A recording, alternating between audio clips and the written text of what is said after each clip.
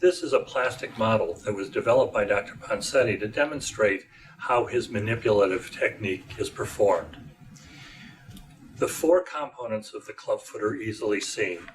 There is a midfoot adductus, there is midfoot cavus, high arch, there is hindfoot varus, and there is equinus. And it's important to remember that there are two components of the equinus. One is subtalar equinus and the other is ankle equinus. In a newborn or an untreated baby, the cavus is never a fixed deformity. The cavus can be reduced by simply elevating the first ray to bring all the metatarsals into a parallel position. Another way of looking at it is that you elevate the medial side of the foot until the arch appears normal. By reducing the cavus, it brings the forefoot and midfoot in alignment with the hindfoot, thereby allowing the forefoot to be a motor to move the hindfoot. The fulcrum for the manipulation is the lateral head of the talus, where the red dot is placed. Dr. Ponseti put no on the calcaneal-cuboid joint because if your finger is at this point, it will block the movement of the hindfoot, and this is what he calls Hiram Kite's mistake. The calcaneal-cuboid joint was the fulcrum for initial correction by Hiram Kite.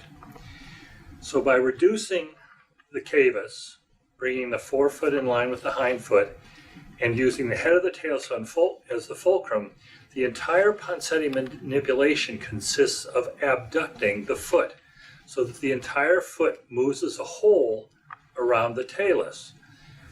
This simultaneously corrects the cavus by positioning it in a normal position.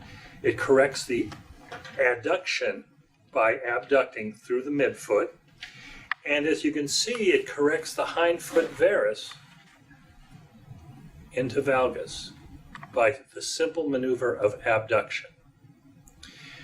By purely abducting with no attempt to dorsiflex the foot whatsoever, you can see that the foot will dorsiflex because the subtalar component of the equinus is reduced as the calcaneus everts underneath the talus.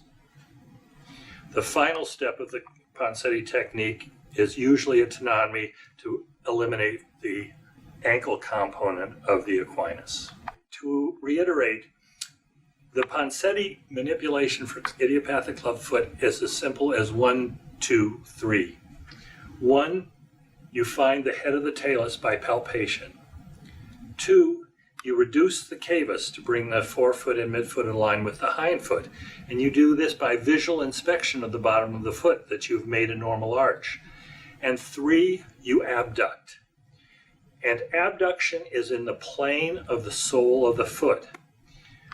The plane of the sole of the foot is made up by the 3 points, the heel, the first and fifth metatarsals. And Dr. Ponseti recognized that that was the external sign of the motion of the subtalar joint.